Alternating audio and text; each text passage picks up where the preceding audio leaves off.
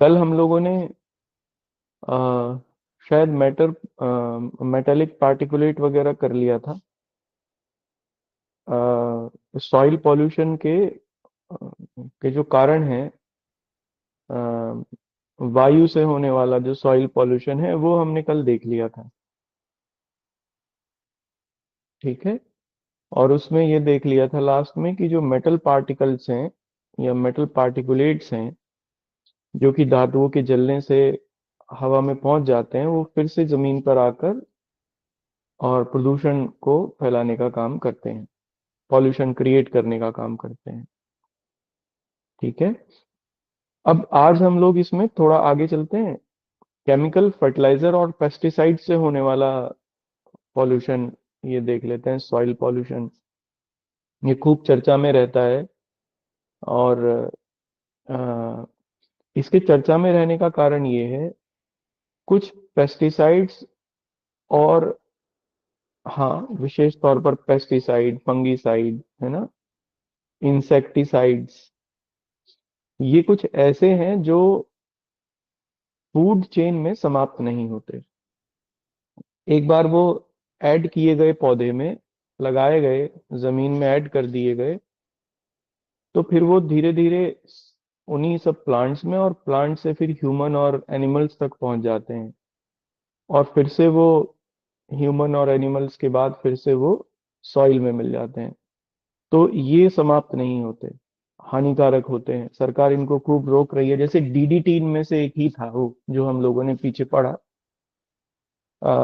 एक जहर है डीडीटी, ये वही था। पॉइंट आप लिख लीजिए नेक्स्ट, कि इसको कैसे रोका जाए। सॉइल पॉल्यूशन को रोकने के एग्जाम उदाहरण कई बार पूछे गए हैं, सुझाव कई बार आए हैं कि कैसे इसको रोक सकते हैं। ये ज्योग्राफी में भी आया है। तो आप इसमें नेक्स्ट टॉप पॉइंट है, मतलब ये नेक्स्ट हेडिंग जो भी आप कहना चाहें, मृदा संरक्षण।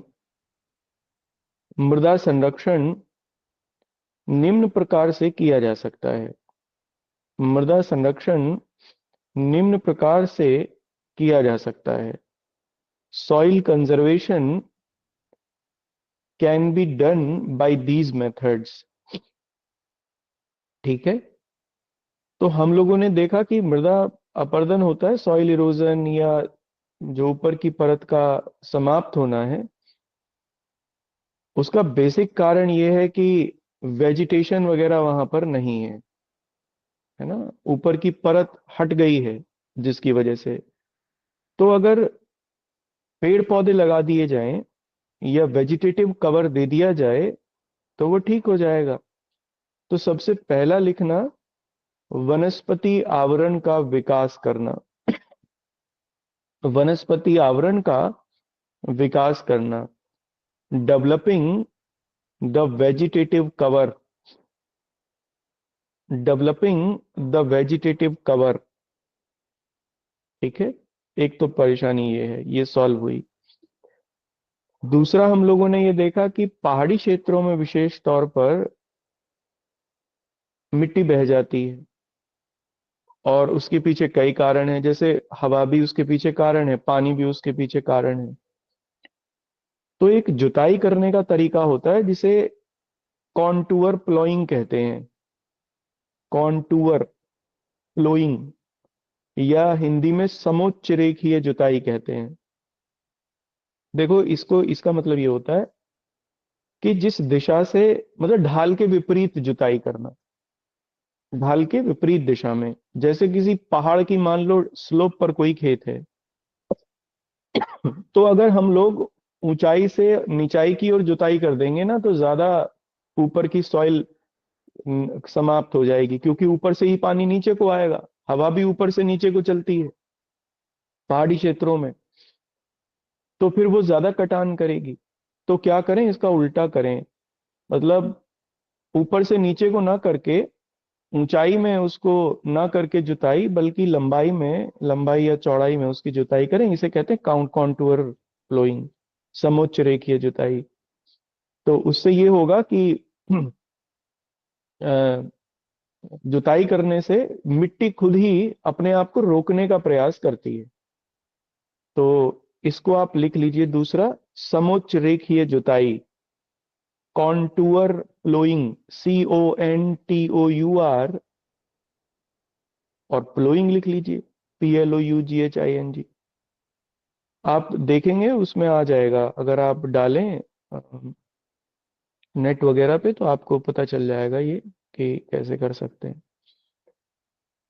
एक और कारण है, पहाड़ी क्षेत्रों में ये खूब किया जाता है, छोटे छोटे खेत बनाते हैं, वो बड़े खेत नहीं होते वहां, क्योंकि ढाल बहुत तेज होती है, तो बहुत छोटे छोटे, 4-4 5-5 फीट चौड़े और लंबाई के, केवल इतने ही। इसको टेरेसिंग कहते हैं या वेदिकाकरण कहते हैं। तो छोटे छोटे खेत बना के और मेड बना देते हैं उसके चारों ओर, जिससे हवा और पानी दोनों रुक जाते हैं। रुक तो नहीं जाते, लेकिन यह है कि कम कटान होता है उससे। तो नेक्स्ट लिख लीजिए, वेदिकाकरण या टेरेसिंग, वेदिकाकरण या टेरेसिंग। ठीक है, इसमें सीढ़ीदार खेत बनाने का तौर तरीका है ये, सीढ़ीदार खेत बनते हैं, आप दिख जाएंगे, आपको नेट पे देख लेना। नेक्स्ट लिखना इंपॉर्टेंट है, फसल चक्र, क्रॉप रोटेशन। फसल चक्र या क्रॉप रोटेशन। देखो, प्रॉब्लम तब भी होती है सॉइल डिग्रेडेशन की, जब एक ही फसल लगातार बोती बोई बोती चली जाए। अगर एक ही फसल बोएगी तो सॉइल उसके लिए रेसिस्ट करने लगती है, उस फसल को रेसिस्ट करने लगती है, और फाइनली धीरे धीरे उससे प्रॉब्लम क्रिएट होती है, उसके रेसिस्टेंस से सॉइल इरोजन का कारण भी बनता है ये। तो एक के बाद दूसरी फसल विपरीत प्रकार की होनी चाहिए, इससे पोषक तत्व भी बने रहते हैं सॉइल में। ध्यान से सुनना, ये सब बातें मैं लिखवाऊंगा नहीं, क्योंकि ये सब चीजें एग्जाम में आ जाती हैं, क्योंकि इन इन प्रैक्टिकल चीजें हैं ना, तो इन प्रैक्टिकल चीजों के बारे में पूछ लेते हैं वो इधर उधर के सवालों में। देखो, हर हर जो फसल है उसका अपना एक पोषक तत्वों का, उनका अपना अपना एक न्यूट्रिएंट्स का एब्जॉर्ब करने का अपना अपना एक तरीका रहता है। जैसे राइस वगैरह को, जैसे राइस है या पैडी है, मान लो पैडी, पैडी को नाइट्रोजन की बहुत कम आवश्यकता होती है, फास्फोरस और पोटेशियम उनको ज्यादा चाहिए होता है। लेकिन इसके विपरीत, और या फिर इसके साथ साथ दालों को भी नाइट्रोजन की कम आवश्यकता होती है। लेकिन इसके विपरीत अगर हम लोग गेहूं की बात करें तो उसे नाइट्रोजन की आवश्यकता ज्यादा होती है। तो अगर दालें, अगर आप इस्तेमाल कर रहे हो, दालें अगर लगा रहे हो खेत में, तो उसमें ऑटोमेटिकली दालों की जड़ों में एक बैक्टीरिया डेवलप हो जाता है, साइनोबैक्टीरिया उसे कहते हैं, राइजोबियम। ये बैक्टीरिया है। दालों की जड़ों में अगर किसी आप चने के पौधे को उखाड़ के देखे, या किसी दाल के पौधे को अगर उखाड़ के देखे, तो उसकी जड़ में एक गांठ सी दिखेगी आपको सबसे लास्ट में, वो राइजोबियम होता है। वो एक बैक्टीरिया है। ये क्या करता है, ये नाइट्रोजन फिक्सेशन का काम करता है। एनवायरमेंट से नाइट्रोजन लेके और उसको पौधे की जड़ को देता है। इसलिए दालों में अपने आप ही, जिन खेतों में दालें बोई जाती हैं उसमें नाइट्रोजन अपने आप ही मिल जाती है नेचुरली, नाइट्रोजन फिक्सेशन के माध्यम से। तो नाइट्रोजन की आवश्यकता है नहीं, इसलिए दालों के बाद गेहूं लगाना बेटर रहेगा, क्योंकि गेहूं में नाइट्रोजन ज्यादा चाहिए होती है। तो फिर आराम से उसकी पूर्ति हो जाएगी। ठीक है।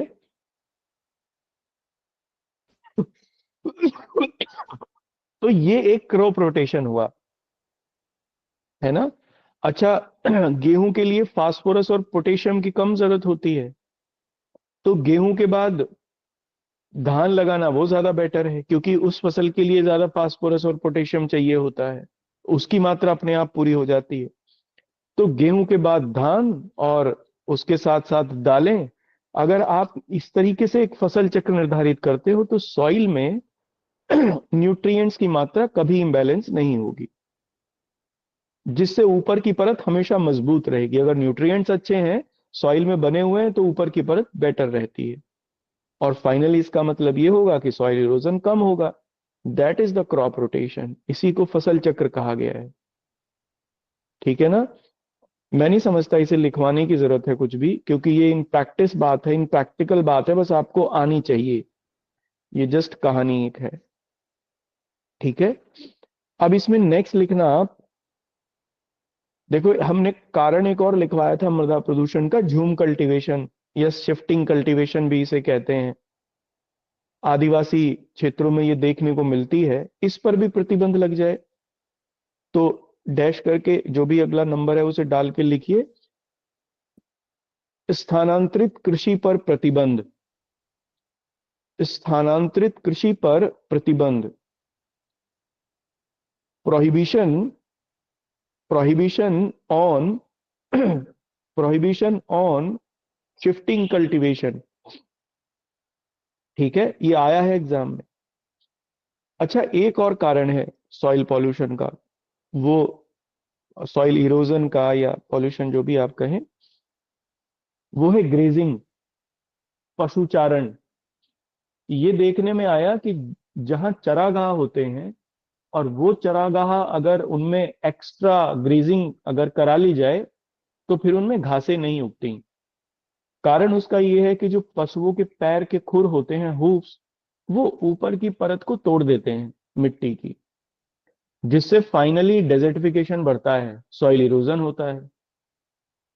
तो अगर डेजर्टिफिकेशन को रोकना है तो फिर कंट्रोल्ड ग्रेजिंग हमें करनी पड़ेगी, अनकंट्रोल्ड ग्रेजिंग नहीं। पहाड़ी क्षेत्रों में ये एक प्रॉब्लम है इस समय, वहां पर ग्रेजिंग अनकंट्रोल्ड ग्रेजिंग है।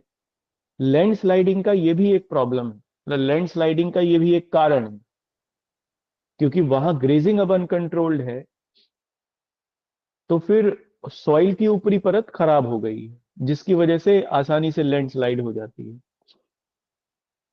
तो आप लिखना इसमें, पशुचारण पर नियंत्रण, कंट्रोल ऑन या कंट्रोल्ड ग्रेजिंग लिख लीजिए। Controlled grazing. ठीक है, और लास्ट लिख लीजिए इसमें, ये मैं नहीं, हाँ ध्यान से सुनना, अब इसे बस लिखवाऊंगा नहीं, ज्योग्राफी में हम लोगों ने किया है ये। देखो, एक इरोजन होता है जब अगर सॉइल इरोजन अगर बहुत ज्यादा हो जाए तो फिर उसको हम लोग रिल इरोजन या गली इरोजन भी कहते हैं। मतलब क्या होता है इसमें, अगर सॉइल इरोजन भारी मात्रा में है तो ऊपर की परत बिल्कुल समाप्त हो जाएगी और नीचे से रेत निकलना शुरू हो जाता है जमीन में, रेत के टीले बन जाते हैं।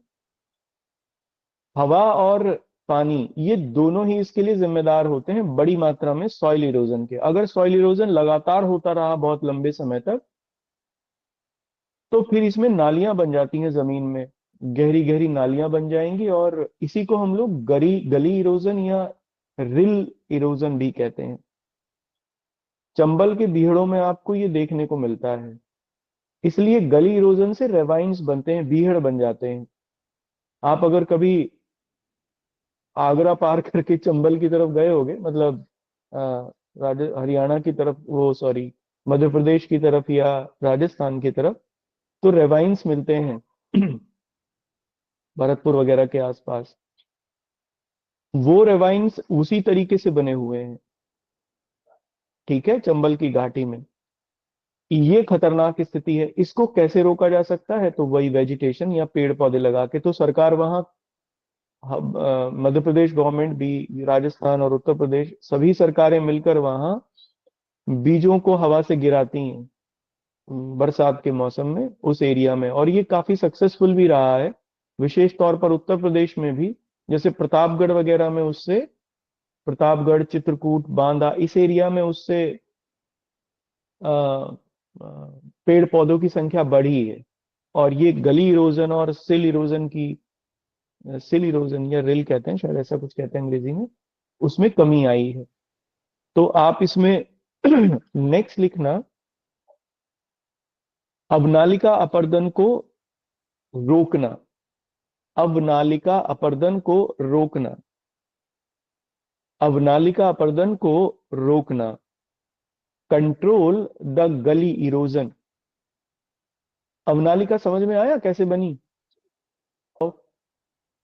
बाकी सब लोगों को आया? देखो होता ये है, ऊपर की मान लो अगर मिट्टी की परत खराब हो गई किसी वजह से, और वहां हवा और पानी का बहाव मान लो तेज है, तो हवा अपने साथ मिट्टी बहा के ले जाएगी, जिस दिशा में को चलेगी उसी दिशा में को बहा के ले जाएगी। और अगर लंबे समय तक ये होता रहे, 100 200 300 सालों तक होता रहे, तो जिस डायरेक्शन से हवा चलती है उस डायरेक्शन में गहरी गहरी नालियां बन जाएंगी। बन जाएंगी या नहीं जमीन में? इसको ही हम लोग गली इरोजन कहते हैं। चंबल की बीहड़ों में आपको देखने को मिलेगा। अगर आप नेट पे डालेंगे ना रिवाइंस ऑफ चंबल, तो आपको आ जाएगा। ये तो मूवी वगैरह में भी बहुत देखने को मिलता है, वहां खूब है इस तरीके का। ठीक है, तो आप ये गली इरोजन होता है, इसको आप देख लेना। चलिए अब ये रोकी कैसे जा सकती है गली इरोजन? तो प्लांटेशन को बढ़ाकर, वनस्पति आवरण को बढ़ाकर, बाय इंक्रीजिंग द वेजिटेशन। तो ये हम लोगों ने पहले ही लिख लिया है, यही इसका यही इसको नियंत्रण करने का उपाय है। ये हमारा कंप्लीट हो गया सॉइल इरोजन। ठीक है, यह सॉइल पॉल्यूशन हमारा कंप्लीट हो गया। अब इसमें नेक्स्ट लिख लीजिए अगला हेडिंग, ध्वनि प्रदूषण, साउंड पॉल्यूशन। ठीक है, अच्छा ये बताइए कि ध्वनि और शोर में क्या अंतर है? ध्वनि और शोर में क्या अंतर है? हाँ प्रियंका जी।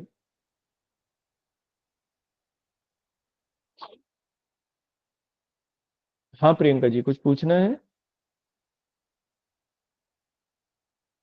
ओके, कोई बताएगा ध्वनि साउंड में और नॉइज में क्या अंतर है? हाँ। सर ध्वनि तो वो होती है सर जो नॉर्मली हम आवाज मतलब सुनते हैं, और सर शोर वो होता है जो डेसिबल से ज्यादा हो जाती है शायद। किस डेसिबल से? सर जो उसका नॉर्मल जो मापते हैं उसको, उससे।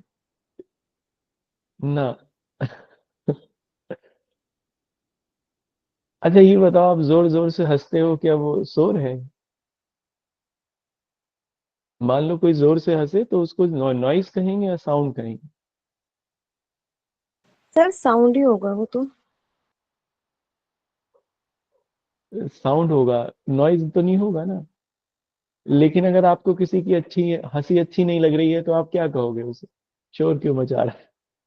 सर जैसे डीजे बजते हैं तो सर वो शोर नहीं नहीं मान। नहीं, मेरी बात ध्यान से सुनो। मान लो अगर आपको आपका मान लो आपकी शादी हो रही है और उसमें म्यूजिक बज रहा है, तो आप उसे क्या कहोगे? शोर कहोगे या साउंड कहोगे? कोई आपसे पूछे कि ये क्या हो रहा है, तो आप कहोगे कि ये म्यूजिक है, इट इज साउंड। लेकिन पड़ोसी के लिए नॉइज होगा, कहेगा ये पागल है, इन्होंने क्या करा हुआ है। देखो इसका रीजन ये है, नॉइज और शोर नॉइज और साउंड में केवल इतना डिफरेंस है, हमें अच्छा लगे तो साउंड, और हमें अच्छा ना लगे तो noise. Unacceptable sound is noise. अब इसलिए दोनों को ही हम लोग इसमें शामिल कर लेंगे। हम जोर जोर से अगर बातचीत करें, it is not noise, it is sound. कोई पड़ोसी जोर जोर से बात करे तो इट इज नॉइज। क्लियर है? ये केवल परिभाषाओं में अंतर है समझने की, बाकी और कोई अंतर नहीं। अब इसकी जो तीव्रता है साउंड की, उसके आधार पर इसे मापते हैं। तो साउंड की तीव्रता को, इंटेंसिटी को मापते हैं हम लोग डेसिबल से, ध्वनि की तीव्रता। अब ध्वनि जो है ये वेव्स में चलती है, ध्वनि तरंगों में चलती है। इन तरंगों को मापते हैं हम लोग हर्ट्ज से।